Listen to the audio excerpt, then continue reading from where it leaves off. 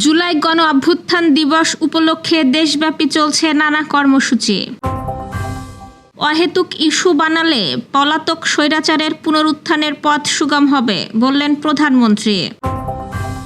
বৃষ্টি উপেক্ষা করে চলছে 11 দলীয় ঐক্যের গণসমাবেশ, গুরুত্বপূর্ণ দিক নির্দেশনা আসতে পারে। গোপালগঞ্জে 15 আগস্ট পর্যন্ত বিজিবি মোতায়েন। সন্ধ্যা থেকে বাড়ছে 250 মিলিয়ন ঘনফুট গ্যাস সরবরাহ। দুবাইতে 20 মিনিটে 7 বিস্ফোরণ। দর্শক, শুনছিলেন দিনের খবরের প্রধান শিরোনাম, এবার বিস্তারিত। তার আগে আমাদের ইউটিউব চ্যানেল সাবস্ক্রাইব করুন এবং সব খবর পেতে ফেসবুক পেজ ফলো করে রাখার পাশাপাশি ওয়েবসাইট ভিজিট করুন। বিপুল উৎসাহ, উদ্দীপনা এবং শহীদদের প্রতি গভীর শ্রদ্ধার মধ্য দিয়ে সারা দেশে জুলাই গণ অভ্যুত্থান দিবস 2026 পালিত হচ্ছে।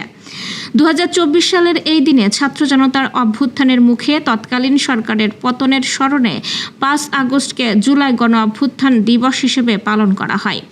আজ দেশের বিভিন্ন স্থানে পুষ্পস্তবক অর্পণ, আলোচনা সভা, র্যালি এবং অন্যান্য কর্মসূচির মধ্য দিয়ে দিবসটি উদযাপিত হচ্ছে। বৃষ্টি উপেক্ষা করে জুলাই শহীদদের স্মরণে ঢল নামে মানুষের। জুলাই চেতনায় গর্ব দেশ, সবার আগে বাংলাদেশ প্রতিপাদ্যে যশোরে জেলা প্রশাসনের উদ্যোগে র্যালি অনুষ্ঠিত হয়। এই র্যালিতে জেলা প্রশাসন, বিভিন্ন সরকারি দপ্তর, শিক্ষা প্রতিষ্ঠান, রাজনৈতিক ও সামাজিক সংগঠনের প্রতিনিধি সহ সর্বস্তরের শত শত মানুষ অংশ নেন। সকালে শহরের প্রধান সড়কগুলোতে র্যালিটি প্রদক্ষিণ করে।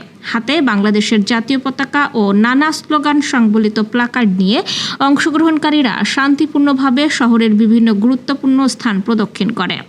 এর আগে র্যালির শুরুতে জুলাই অভ্যুত্থানে শহীদদের স্মরণে 1 মিনিট নীরবতা পালন করা হয়। র্যালিতে জেলা প্রশাসনের ঊর্ধ্বতন কর্মকর্তাবৃন্দ, পুলিশ সুপার, স্থানীয় জনপ্রতিনিধি এবং বিভিন্ন শ্রেণী পেশার মানুষ উপস্থিত ছিলেন। তারা জুলাই অভ্যুত্থানের শহীদদের প্রতি গভীর শ্রদ্ধা নিবেদন করেন এবং নতুন দেশ গঠনে নিজেদের পুনরঙ্গীকার ব্যক্ত করেন।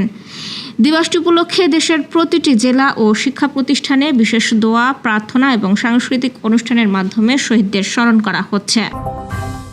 জুলাই গণ অভ্যুত্থান কোনো একক ব্যক্তি, গোষ্ঠী বা দলের নয়, এর মূল শক্তি দেশের গণতন্ত্রকামী জনগণ, মন্তব্য করেছেন প্রধানমন্ত্রী তারেক রহমান। একই সঙ্গে তিনি সতর্ক করে বলেছেন, অহেতুক ইস্যু তৈরি করে দেশে অস্থিরতা সৃষ্টি করা হলে তা পতিত, পরাজিত ও পলাতক স্বৈরাচারের পুনরুত্থানের পথ সুগম করতে পারে। আজ জুলাই গণ অভ্যুত্থান দিবস উপলক্ষে রাজধানীর শেরেবাংলা নগরে জুলাই গণ অভ্যুত্থান স্মৃতি জাদুঘর উদ্বোধন অনুষ্ঠানে দেওয়া লিখিত বক্তব্যে তিনি এসব কথা বলেন। অনুষ্ঠানে সাবেক অন্তর্বর্তী সরকারের প্রধান উপদেষ্টা অধ্যাপক ডক্টর মোহাম্মদ ইউনুস উপস্থিত ছিলেন। উদ্বোধন শেষে প্রধানমন্ত্রী তারেক রহমান জাদুঘরের বিভিন্ন গ্যালারি ঘুরে দেখেন। সেখানে জুলাই গণ অভ্যুত্থানের স্মৃতি, শহীদদের আত্মত্যাগ এবং তৎকালীন সরকারের বিভিন্ন কর্মকাণ্ডের আলোকচিত্র, ভিডিওচিত্র ও সংরক্ষিত নিদর্শন পরিদর্শন করেন। পরে তিনি জুলাই 36 শীর্ষক আলোচনা সভায় অংশ নেন। জুলাই গণ অভ্যুত্থান স্মৃতি জাদুঘরের গুরুত্ব তুলে ধরে তারেক রহমান বলেন, এই জাদুঘর ভবিষ্যৎ প্রজন্মের সামনে দেশের গণতান্ত্রিক আন্দোলন সংগ্রামের ইতিহাস তুলে ধরবে। এটি শুধু 2024 সালের স্মৃতি সংরক্ষণ করবে না, বরং বাংলাদেশের সব গণতান্ত্রিক আন্দোলনের ইতিহাসের ধারক হবে। তিনি বলেন, ফ্যাসিবাদ বিরোধী আন্দোলনে হতাহতদের প্রতিটি ঘটনা স্বচ্ছ, নিরপেক্ষ ও বিশ্বাসযোগ্য বিচার আইনের মাধ্যমে নিশ্চিত করা হবে। এটি কোনো প্রতিহিংসামূলক বিচার হবে না বলেও উল্লেখ করেন তিনি। জুলাই গণ অভ্যুত্থানের দ্বিতীয় বার্ষিকী উপলক্ষে গুড়ি গুড়ি বৃষ্টি উপেক্ষা করে রাজধানীর জাতীয় মসজিদ বায়তুল মোকাররমের দক্ষিণ গেটে 11 দলীয় ঐক্যের গণসমাবেশ চলছে। সকাল থেকেই লোকে লোকারণ্য দক্ষিণ গেট সহ গুলিস্তান এলাকা। সকাল 10:30টায় পবিত্র কোরআন তেলাওয়াতের মাধ্যমে সমাবেশের আনুষ্ঠানিক কার্যক্রম শুরু হয়।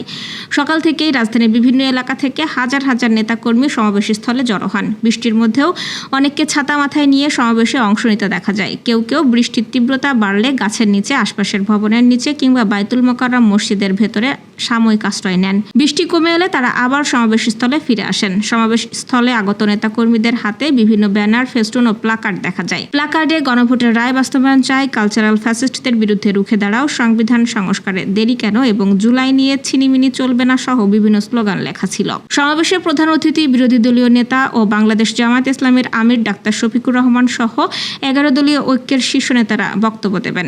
জুলাই গণ অভ্যুত্থানের বিভিন্ন দাবি দেওয়া, চলমান রাজনৈতিক পরিস্থিতি এবং ভবিষ্যৎ করণীয় নিয়ে সমাবেশ থেকে গুরুত্বপূর্ণ দিক নির্দেশনা আসতে পারে বলে নেতাকর্মীদের মধ্যে প্রত্যাশা রয়েছে।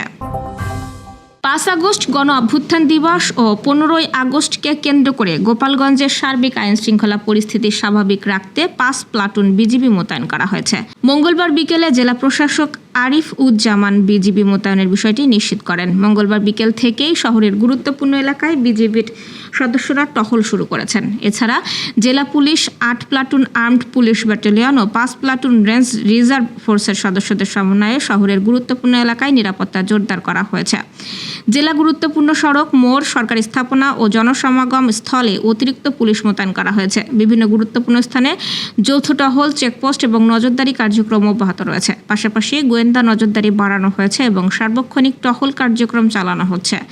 যে কোনো পরিস্থিতিতে মোকাবেলায় আইন শৃঙ্খলা রক্ষাকারী বাহিনী সর্বোচ্চ প্রস্তুত আছে বলেও জানানো হয়। মহেশখালী এলএনজি টার্মিনাল থেকে আজ সন্ধ্যা থেকে গ্যাস সরবরাহ বাড়বে, এমন তথ্য জানিয়েছে কর্ণফুলী গ্যাস কর্তৃপক্ষ। প্রথম দিন জাতীয় গ্যাস গ্রিডে 250 মিলিয়ন ঘনফুট গ্যাস যুক্ত হবে। প্রতিষ্ঠানটির ব্যবস্থাপনা পরিচালক সালাউদ্দিন জানান, মহেশখালী এলএনজি টার্মিনালের ক্ষতিগ্রস্ত 2টি বয়লারের একটি আজ সন্ধ্যা থেকে চালু হবে। এতে 250 মিলিয়ন ঘনফুট গ্যাস সরবরাহ বাড়বে। এতে চট্টগ্রামে গ্যাস নিয়ে চলমান ভোগান্তি কিছুটা কমবে। তিনি বলেন, দেশি বিদেশি প্রকৌশলীরা গ্যাস সরবরাহ পুরোপুরি স্বাভাবিক করতে কাজ করে যাচ্ছেন। গত 21 জুলাই মহেশখালী এলএনজি টার্মিনালে আগুনের ঘটনা ঘটে। এতে ভাসমান টার্মিনালের ক্ষতিগ্রস্ত হয়ে জাতীয় গ্যাস গ্রিডে গ্যাস সরবরাহ বন্ধ হয়ে যায়।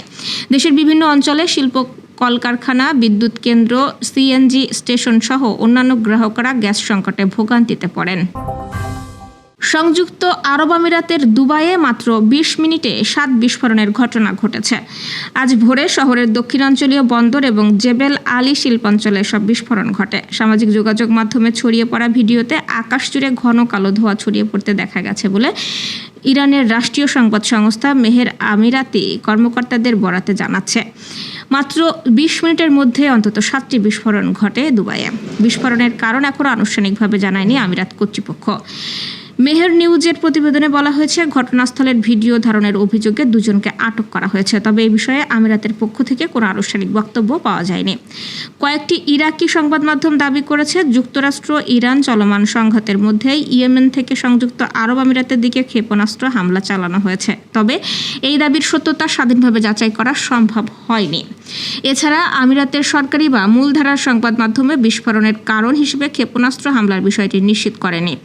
নাসার তাপীয় উপগ্রহ চিত্রে জেবেল আলী বন্দরের পাশের একটি গুদাম এলাকায় আগুনের উপস্থিতির ইঙ্গিত পাওয়া গেছে। প্রতিবেদন অনুযায়ী গুদামটি জ্বালানি সংরক্ষণ ও স্থানান্তরের কাজে ব্যবহৃত হতো। এসব বিস্ফোরণের ঘটনায় এখন পর্যন্ত হতাহত বা ক্ষয়ক্ষতির কোনো আনুষ্ঠানিক তথ্য প্রকাশ করা হয়নি। দর্শক, এ ছিল দুপুরের আয়োজন। সন্ধ্যার খবর দেখার আমন্ত্রণ রইল। এতক্ষণ সাথে থাকার জন্য ধন্যবাদ।